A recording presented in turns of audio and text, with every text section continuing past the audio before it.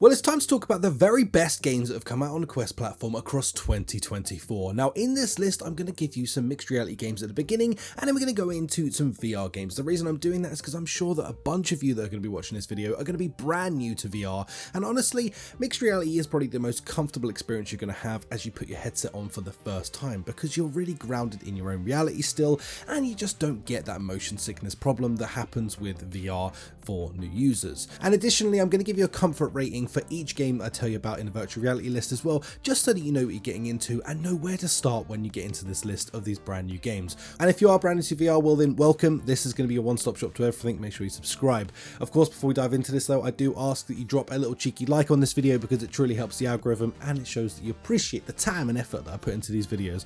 But all joking aside, if you enjoy this, like, subscribe and all that good stuff. Now let's dive into our very first game on this list, and it's going to be in mixed reality. And of course, it's going to be a shameless plug to the game that I personally work on, but of course it's Guardian of Realms. Now, Guardian of Realms allows you to turn your room into a battleground. Not only that, there are a couple of game modes in this as well, ranging from either survival, where you have to protect your crystal from oncoming impending doom and waves of dreaded people, and beholders, which are these floating guys who you just don't want to mess with because they can bite you, they can do all sorts of stuff. Or you can go into sandbox and you can literally do whatever you want, including fully mod out the game.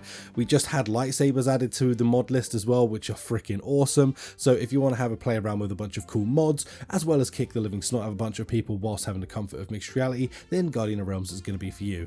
Okay, shameless plug over, let's move into our next game. Next up we have Shattered, and I really want to recommend this one to a lot of people if you're a horror fan, or if you just want that kind of little bit of psychological horror to be dropped in throughout this. Honestly, this is an incredible experience that turns your room into this sort of detective mortuary type scene, where you're going to be going through uncovering a bunch of clues in some fairly gross ways and some incredibly cool ways.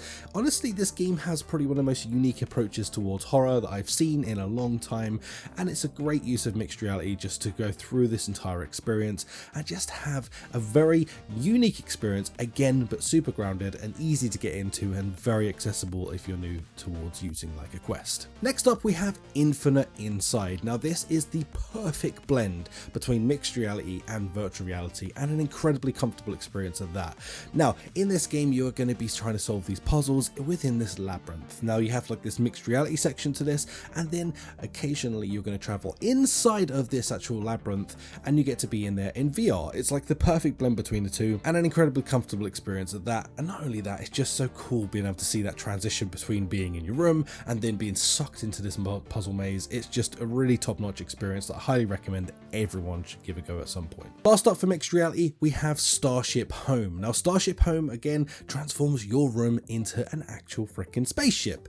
Well, actual, I mean, it's mixed reality.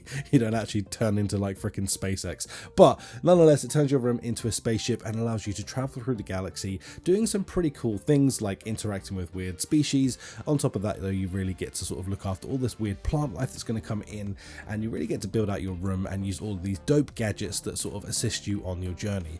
Really fun, very unique experience that again I highly recommend anyone gives a go. All of these games that I've just shared with you in mixed reality are really comfortable experiences that you're going to be able to just get into and have like your full body experience, where you're going to be able to walk around your room, use the space to your advantage, and really just transform any old boring room in your house into something very, very cool, whilst also not having to worry about motion sickness or anything else. These are great ways to get really used to wearing a headset, so that when you jump into a VR game, you're going to feel a ton more comfortable. So just keep that in mind. Mixed reality really is the tool between just regular gaming and virtual reality. It's really like that key right in that grey area.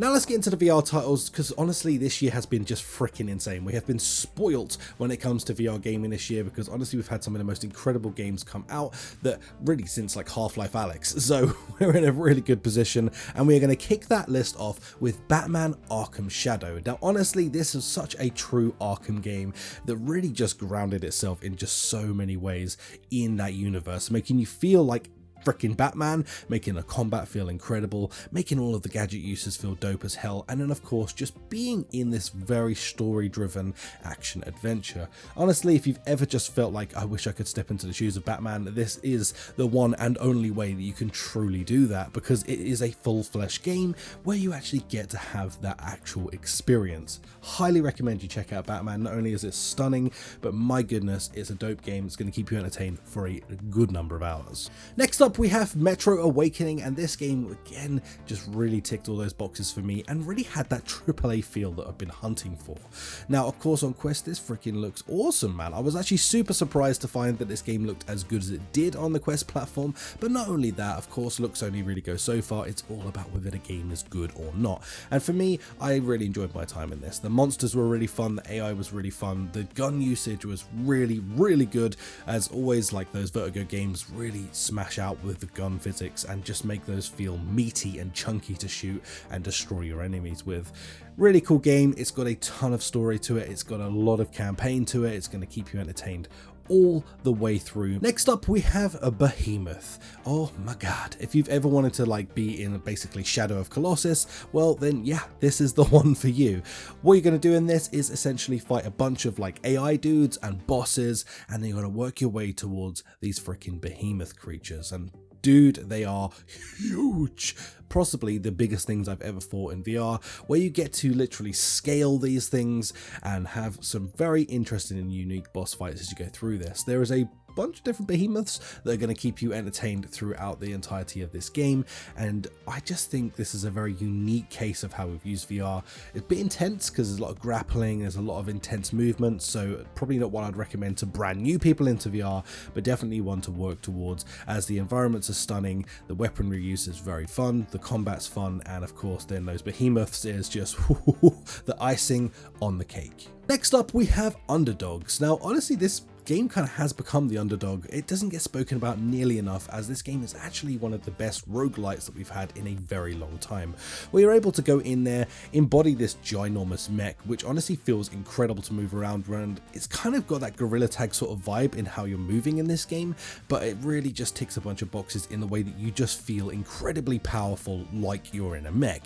You can literally pick up all the little droids that you're going to fight, tear them in half, figure out all the different attachments you want to put onto your mech, and keep destroying them as you work through this. And if you die, well, you get to go back to the beginning and you get to retry this whole thing from, you know, it really ticks a bunch of boxes. Not only is it visually an absolutely stunning game, it has a really unique art style, and it just makes you feel incredibly powerful to actually embody that mech. Next up we have Contractors Showdown, which is basically COD Warzone but in virtual reality, and it's not like a cheesy rip-off of it. It's got its own flair to this, but it's the closest thing that I can really give an analogy to when I'm actually talking about this game. You're going to get in there with a bunch of players. Of course the last one to be alive or the last team to be alive are going to be the victors. You get to go in there, you get to drive, you get to find all of your weapons, and there's a ton of different loot in there. You can parachute in, which just feels freaking awesome. You've got all of these sort of different zones of the map to be working around as you get through this, and on top of that they've also just released this brand new exfil mode, which basically turns this game also into Escape from Tarkov. I mean, it's the one-stop shop for kind of everything that you want to be playing in this sort of genre of gaming, and it's really quite accessible to get into, and it's got a ton of comfort options, so you can definitely work your way into this. I would say fairly easy as a sort of a moderate sort of comfort rating when it comes to this game. Genuinely, I freaking love this game. If you're looking for something like this where you've been like playing COD for years, or you've been playing Tarkov for years and you're just like, damn, I kind of wish I could experience this first person, actually first person, like being the person, then this is going to be the answer for you. Next up we have Into the Black. Now this is a stunning example of a great co-op game as well as a great solo game. Now you're going to get into this and you're going to come up against some different creatures, some mining, and a bit of story that's going to keep you going throughout this. Now like I say, this is an incredible solo game as well as a really solid freaking co-op game where you can get in there with some friends and have a great time as well.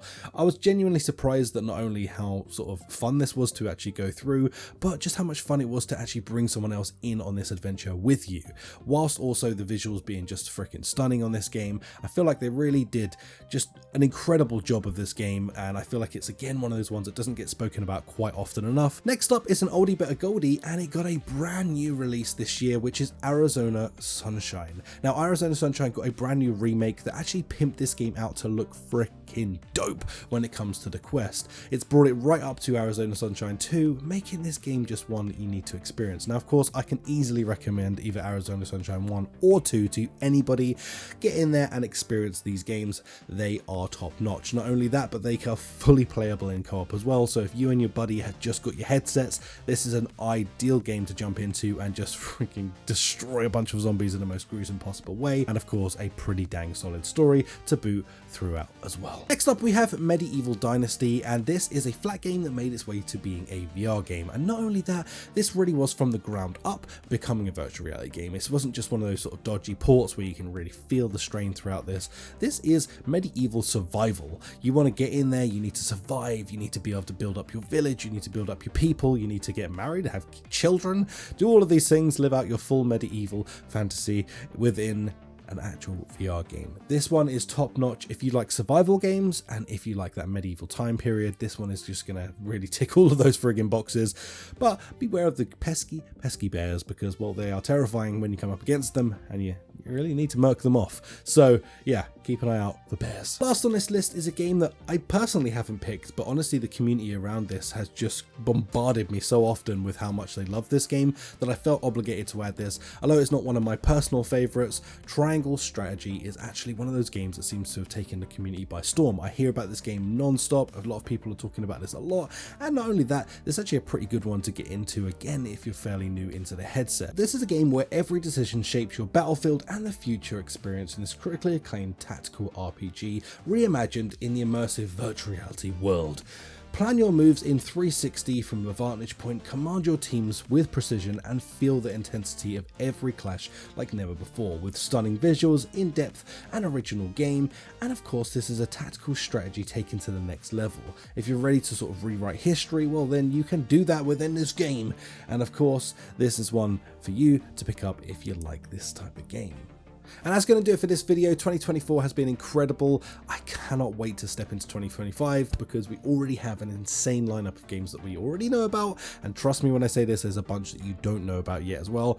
And I'm going to be able to share those with you hopefully early next year, because there's a ton of stuff on its way that I think is going to blow a lot of people's minds. Nonetheless, so I'm going to be doing a video of the 2025 games that I know about already and are publicly available.